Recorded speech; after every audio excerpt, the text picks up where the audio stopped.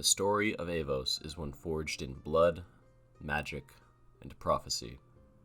From all corners of the continent, Descendants have explored and uncovered mystery, playing participants both willing and not in plots long since expired.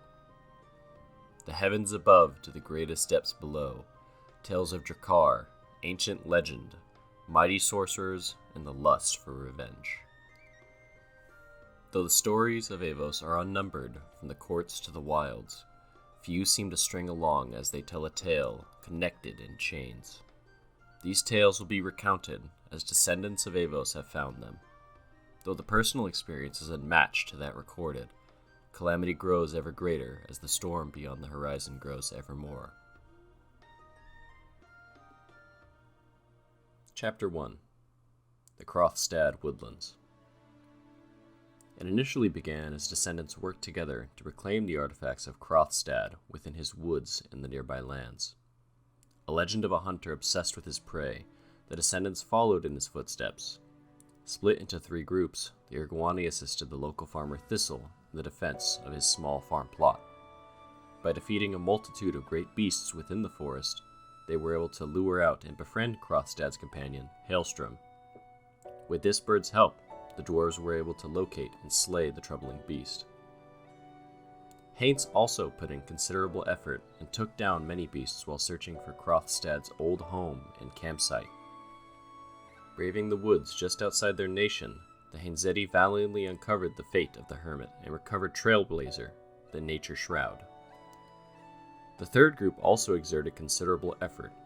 Those from Koyokuni offered their assistance to a fisherman, and together they set sail towards the great storm. Here, with the depths of the great ocean below them, the soldiers battled a large kraken that mercilessly attacked their boat. Once defeated, the sailors plunged into the ocean's depths and into shipwrecks to recover their own 2 artifacts. Great beasts of the forest and ocean rose and fell before the descendant adventurers, and thanks to their efforts, Crothad's 6 artifacts were recovered and reintroduced into the world. Previous locations of the Great Hunter were uncovered, and his history was gradually reintroduced. Though the Great Chimera would elude them for now in succeeding hunts, they were undeterred, the descendants venturing elsewhere as they unfolded new chapters. Chapter 2. The Mountain Expeditions. Claiming a few relics from a bygone hunter and various trophies from the sea was not the sole pursuit of the descendants. Adventure stirred once more, and their ambition turned towards the one part of the land that had long remained beyond reach, the mountain itself. Splitting into 3 determined groups, they prepared and set forth to challenge the merciless winter, thin air, and biting cold that marked the heights of our homeland.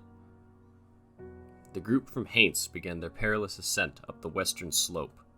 With sleds in tow, they steadily climbed, only to abandon their burdens as the climb proved treacherous.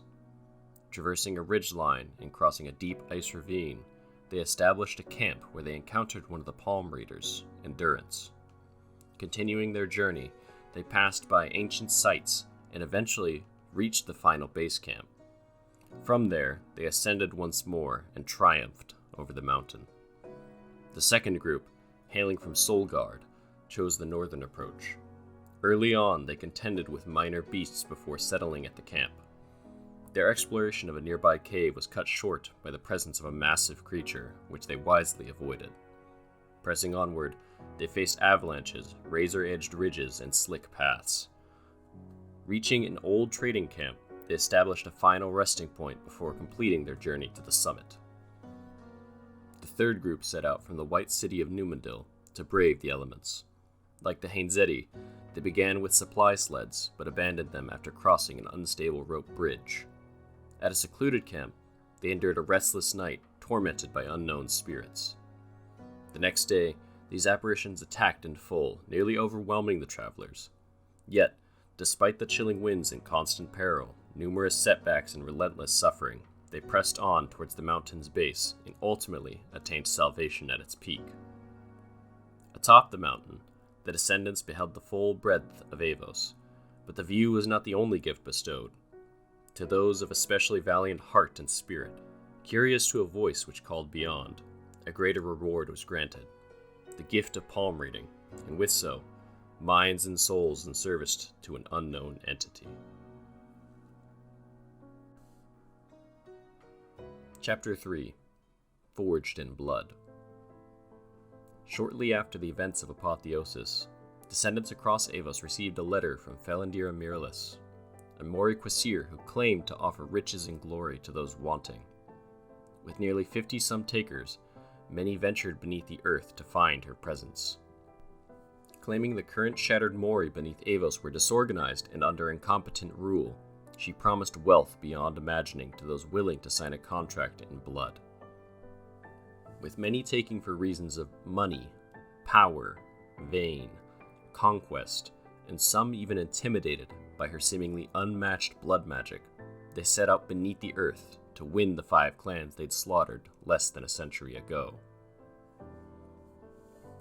Clan Trissida was bought after Descendants fought through 3 gauntlets of varied enemies, winning the adoration of the crowd and interest of Teal'c Drathir and Yinvez Trissida, after spilling blood in the name of entertainment and celebration.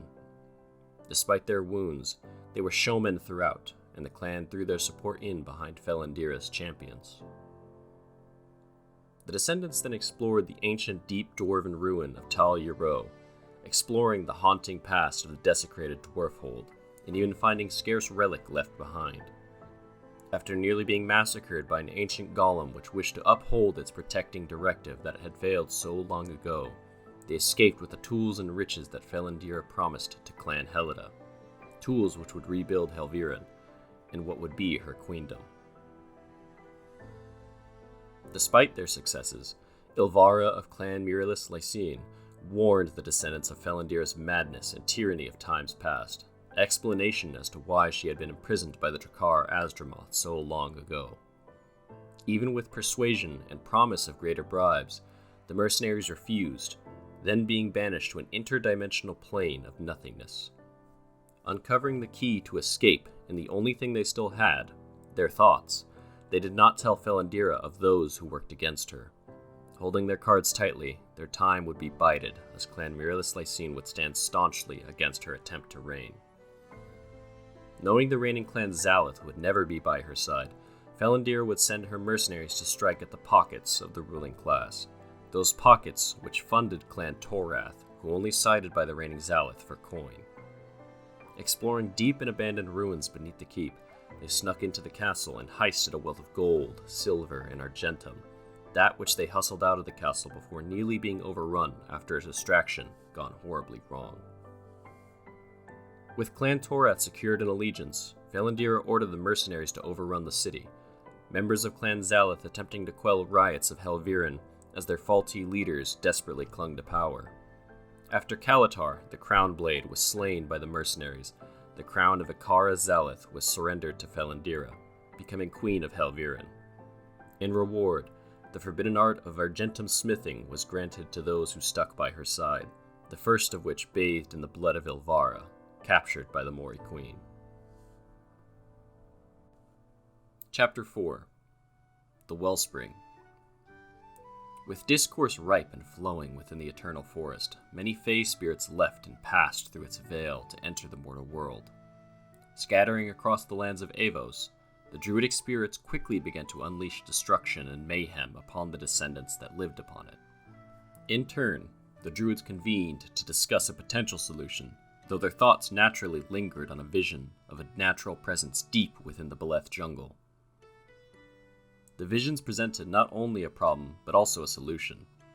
While destruction and war flooded their minds, the druids also glimpsed an ancient being known as Kiorli of All of Ariel, the Watcher for short, as well as an old tree that sensed the arrival of Patron Mani in the realm. This being turned out to be Dazaralon, the Prince of Frogs. However, finding and speaking with him would not be easy, so the druids prepared a tribute to him. Inquiring about the visions, the druids discovered that it was the calls of the still-living Wellspring, an ancient font of natural energy that had been sealed and buried long ago. The druids finalized a pact, promising that in exchange for gathering the scattered Fae, Dazaralon would grant them entrance to this Wellspring. As the Fae were gathered together and the realm began to turn to its natural order, the the druids swiftly sought out the entrance.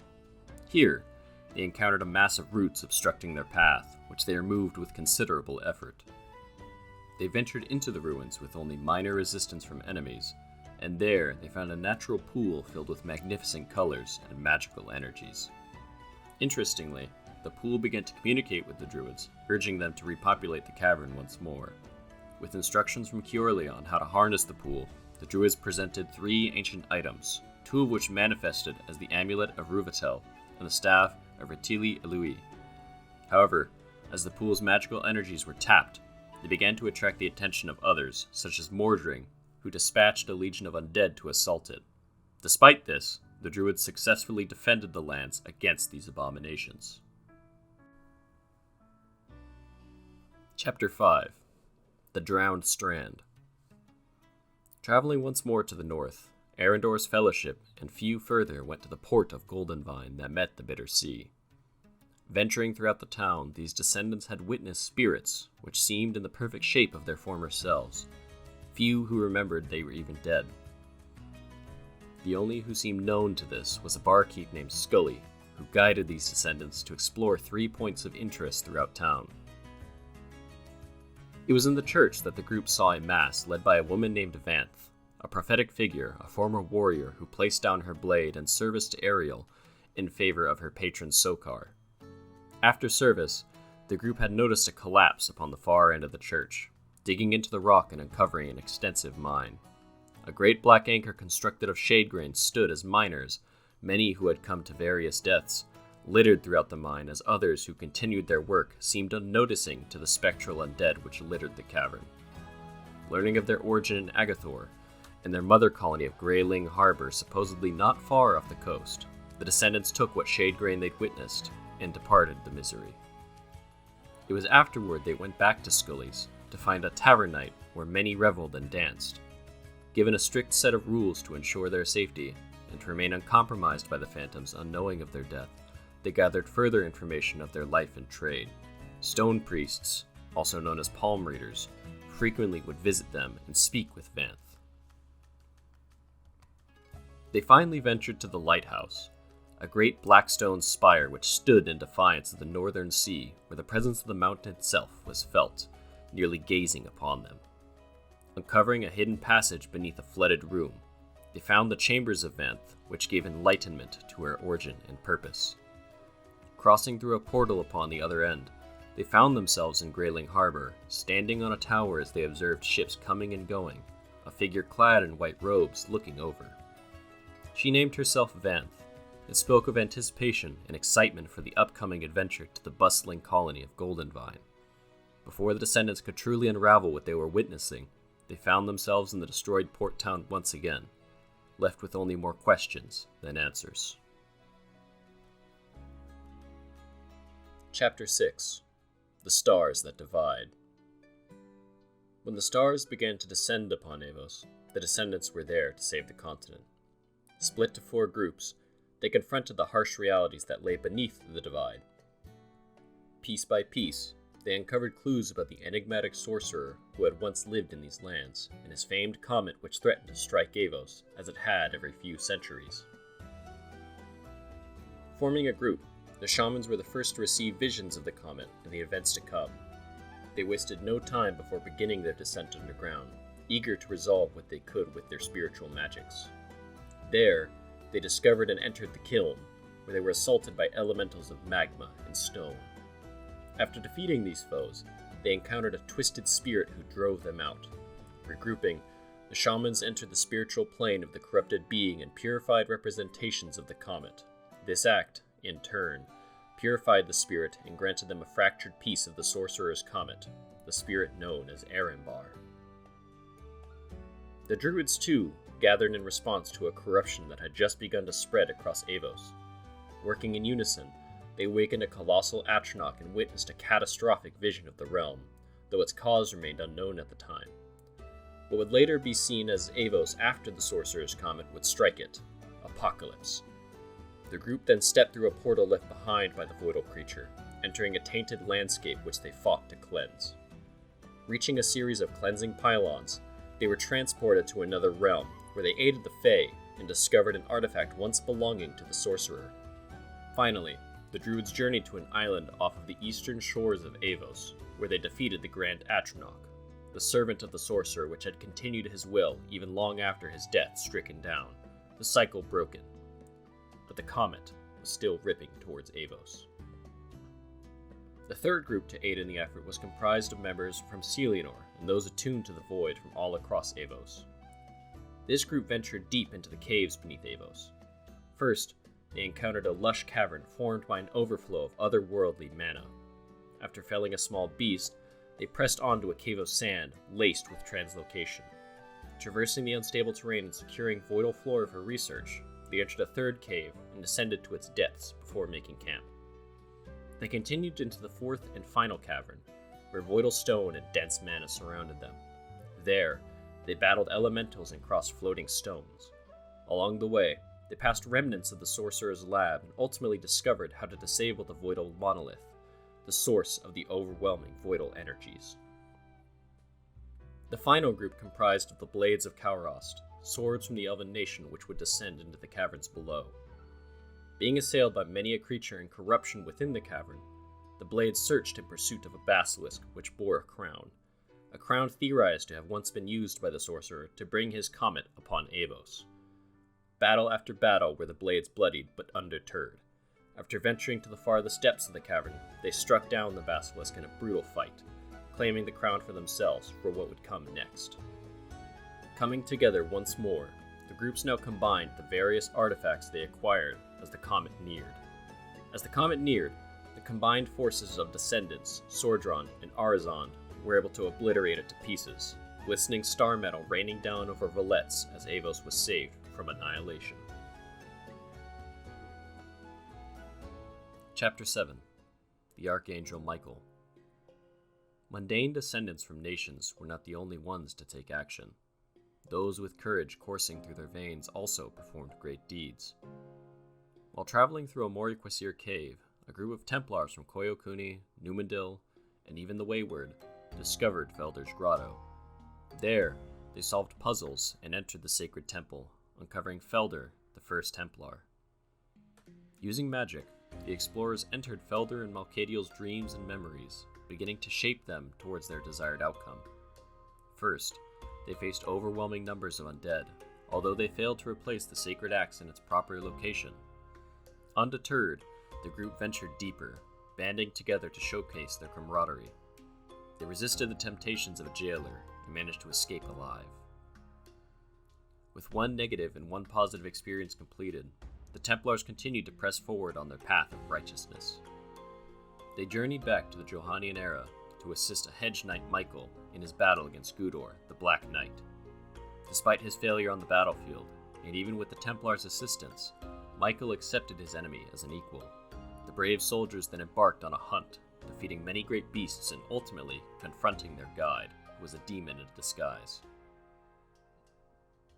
Finally, the soldiers of Malkadiel ventured back to the Inferi crisis. There, they vanished many demons before aiding Felder. As they continued further, they were assaulted by voidal horrors before finally reuniting with the Radiant Star. There, they were rewarded for their great actions and had received enlightenment. Chapter 8. The Temple of Tio Kamoxley.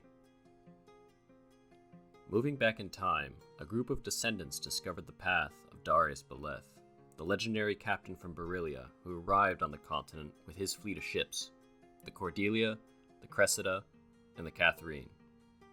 While exploring his camp, the adventurers uncovered their route towards the Ka Temple of Tio Kamoxley. Here, they battled through traps and puzzles to learn that Darius' crew betrayed him, even as the legends once told. They claimed a pile of cursed gold and retreated into the jungle without him, ending his expedition to find his daughter. Following the greedy crew, the Descendants witnessed the mercenary ship of the Carcharodon claim its bounty, dooming the cursed looters to death. Following in his footsteps, they learned of Darius' journey to the mountain and his trek to the top of the world thereafter, vanishing as he reached its apex. Chapter 9. The Dreamer. Even to this day, the descendants of Aevos are trifled with the remaining dregs of mystery from a bygone era. Even now, many from across Aevos are investigating the Dreamer's Marsh, discovering its true purpose that even Sordron and Arazand alike are unknown to. There are still many things yet to be discovered. Doors remain closed, relics to be claimed, creatures to be slain, and much more which will befall the weary descendants. Only time will tell what the mystery all leads to.